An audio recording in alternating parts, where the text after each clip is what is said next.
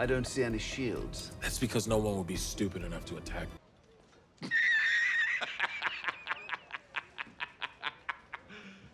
You serious? Not only was Fortress Inquisitorius attacked 5 years before the events of the show, it was severely damaged. An Inquisitor was killed and 2 Jedi escaped the fortress and the clutches of Darth Vader. Now, maybe word of those events somehow has not reached these people, but regardless, the attack did happen. And since the Empire obviously knows about the attack, it should have increased defenses in and around the fortress. At the time of Cal and Cere's infiltration into Fortress Inquisitorius, those defenses included at least 2 Star Destroyers, which Cal and company had to slip past with the use of Marin's Night Sister magic. And yeah, the Night Sister magic is a bit convenient and easy, but at least we've seen Marin using this sort of ability with herself throughout the game on Dathomir. If you would indulge me, dear viewer, please imagine that you are the Imperial officer in charge of security for Fortress Inquisitorius. After the facility you are tasked with safeguarding is attacked and severely damaged, humiliating you and putting your job and very life at risk, would you, A, significantly increase security to prevent another such incursion, B, leave security as is, or C, remove the Star Destroyers from their position in orbit and leave the fortress effectively defenseless? The sad part is, the writers didn't even need to yada yada these Star Destroyers out of existence, at least not at the beginning, because they've got Tala, an Imperial officer with an Imperial ship, and very well could have just used her to bypass the now non-existent Star Destroyers. Would it be convenient for Tala to just so happen to have come across Obi-Wan with the exact access needed to get into this fortress? Yes, but not that much more so than in Fallen Order. At least it would have been an explanation, instead of completely ignoring canon events from a game from which the show borrowed so heavily. It would be one thing if the writers wrote this line, which is stupid in its own right anyway. You don't leave valuable assets unprotected, no matter how strong they are, without doing their research into Fortress Inquisitorius. That would be a whole other issue, since you owe it to the fans of a universe to actually write in a way that is consistent with canon, but the writers did clearly play the game, or watch its cutscenes, because they lift so many elements directly from Fallen Order. If you're gonna rip off an IP from the universe you're writing in, at least be consistent with the details and think about how events would logically, or at least plausibly, proceed following the story of Fallen Order. The missing Star Destroyers make absolutely no sense, and while it may be a relatively minor point for now, it will become more important later on.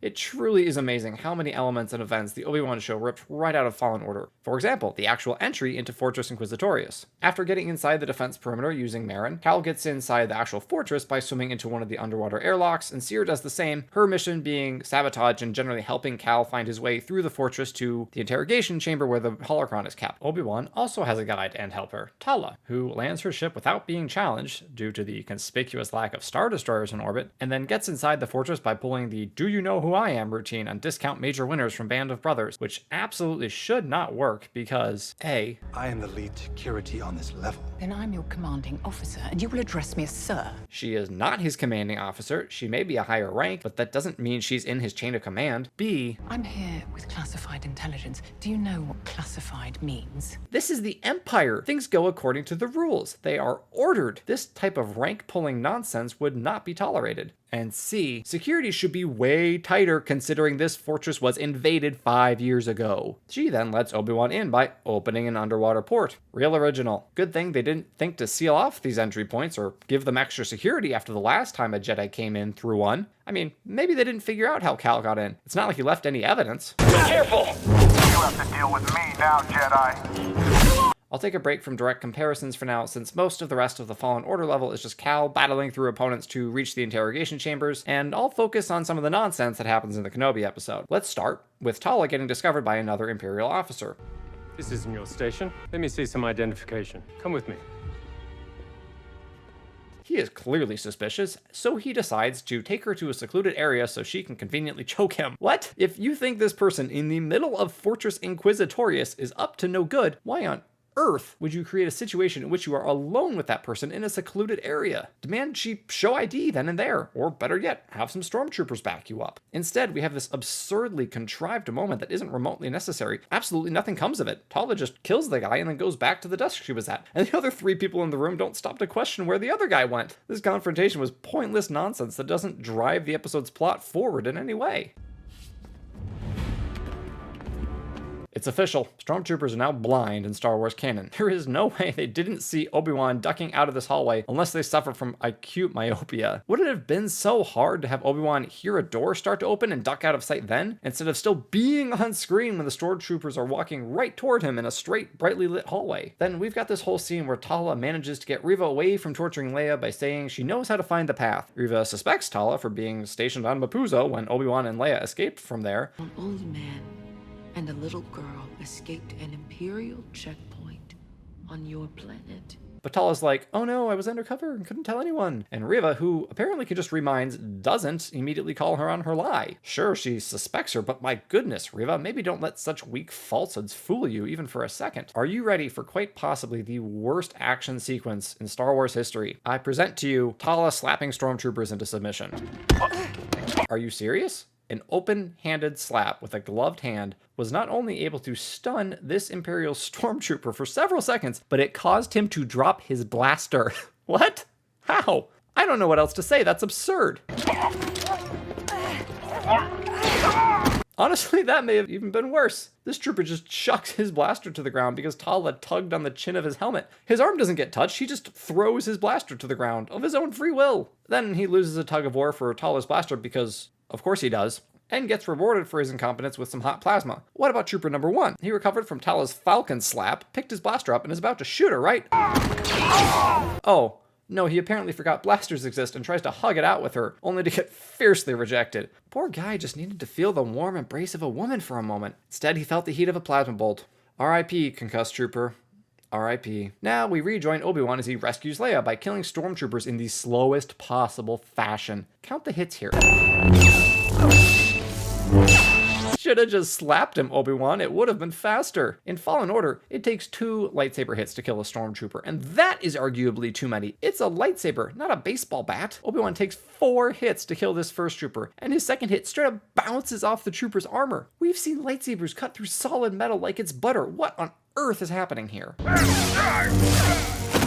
Okay, at least that one only took 2. Still don't know why you couldn't just have decapitated him in one swift stroke, Obi. It's not like the show needed to keep it clean. It showed a dead kid encased in resin like 2 minutes before this. Anyway, apparently Obi-Wan the Jedi is back. Right before he and Tala landed, he could only do this.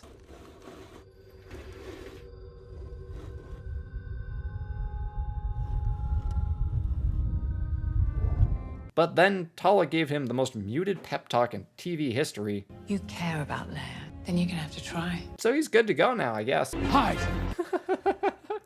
Where? Where's she supposed to hide? You're in a hallway. Gee, I wonder where the writers got this idea. Do you think maybe since Cal so easily broke this glass, though it is apparently already cracked from the fight between Seer and Darth Vader, and almost drowned Darth Vader, that the Imperial architects may have wanted to strengthen the tunnels and not let a single blaster bolt break it and cause catastrophic damage? Oh, that's right. Fallen Order apparently didn't happen. It just inspired 80% of the show. Canon matters, people. Writers need to start realizing that. Now we get Obi-Wan holding back the entire ocean approximately half an hour after he could barely move a tiny doodad. Man, that half-hearted pep talk from Tala Then you're gonna have to try. really had an effect on him. Oh, yeah, and Fallen Order did this too. After allowing Leia and Tala to get out of the hallway, which is about to be flooded, Obi-Wan continues to hold back the entire ocean. Why? Unclear. He allows himself to get shot at when he very well could have just cut and run. Instead, he waits and then finally lets in the entire ocean and runs. Why waste those precious seconds standing there when he could have just run away at any time? Well, it's so he can drown the troopers in the hallway instead of merely flooding the hall between them and cutting them off. Causing unnecessary death is the Jedi way, right? And then this. Just this. This exists. We have to live with that fact now. This scene is a part of the universe we all know and love. Leave me alone, I don't want to talk about it anymore. Hey, remember those Star Destroyers we talked about earlier? You know, the ones with the sensors to pick up incoming ships and the detachments of TIE fighters aboard to intercept said ships? You know, the ones that mysteriously vanished sometime between Fallen Order and Obi-Wan Kenobi? You think they could have handled a couple of snow speeders? You think they might have come in handy, preventing these ridiculous Deus Ex Machinas from attempting to win us over with nostalgia and blind us to the absolute absurdity that is their presence in this scene? It's a miracle that none of these things, which apparently are live ordnance or some highly volatile fuel cells, don't get hit and cause a chain reaction, killing everyone aboard the flight deck and ending the show right then and there. Yeah, that would have been a bummer. Ah, yes. The oft-used and always beloved trope of our heroes running through a sea of incompetent enemies, firing with perfect accuracy while their opposition can't even find their trigger fingers. No one takes cover, they just run at each other and good guys win, bad guys lose. This isn't unique to Obi-Wan, to be fair, but it annoys me every time I see it, and I see it here. Get in. Get in where? Those things carry 2 people, not 4. Those speeders are for hauling sewage. Oh, they're sitting in the poop compartment, aren't they? I hate this shot of Reva facing down the snowspeeder. I really do. It's so static. The speeder is hovering, shooting at Reva. Reva is standing still, waving her lightsaber. What happened to parkour Reva from part 2 of the show? Would it have been so difficult to have her use the paraphernalia or wreckage around her to leap up to where the speeder is and attack it directly? Was the best direction they could come up with really, yeah, Moses, just half-heartedly wave your lightsaber around like you're trying to block something. We ran out of budget buying trench coats, so we couldn't get you up on wires to make you look cool this episode. Sorry. Destroy them! How about you destroy them, bro? Jeez, don't make Reva do everything. Okay, back to these things. What are they? Why are these apparently live explosives stored on the flight deck? I'm going to name these convenience bombs because that's what they are. An unrealistically convenient weapon with which to destroy a flying snowspeeder and kill Wade. Dang it, not Wade. Wait. Who's Wade? Too bad you guys don't have any TIE fighters in this fortress to chase after those snowspeeders. Those would have been nice to have. It's the fact that these 2 little snowspeeders are allowed to fly in and blast the crap out of Fortress Inquisitorius is just laughable. They didn't even have any opposition. They could have sat just outside battery throwing range and blasted them for hours if they'd had the wherewithal to do so. And so we come to the end as our respective heroes flee the scene. Cal and Seer are rescued from the depths by Marin as Cal begins to pass out, having given the unconscious Seer his breather, and they manage to escape in the Mantis, doubtless with some more Night Sister magic and due to Seer's sabotage. It does seem a bit too clean and easy, to be fair, but at least they've set up some methods to make the escape be at least plausible. Once we're inside, I'll engage their defense level, and then sabotage their sensors so the Mantis can extract us. The extraction from the fortress in the show is too clean and easy simply because the writers wrote any opposition right out of the story. Next time you take ideas, elements, and details from another story, at least have the decency to think logically about the effect that story has on the one you're writing now. Canon matters, people. Otherwise, this isn't a universe. It's just a jumbled mess of overlapping and conflicting stories and characters that can be shaped and twisted to fit the writers, directors, or producers' narratives and ideals, regardless of previous movies, games, or shows. Small details like our missing Star Destroyers show the lack of care and effort being put into this product. I don't know whether that's due to a lack of time, motivation, or writing talent, but I can say that the end product seems like it was cobbled together in a single afternoon.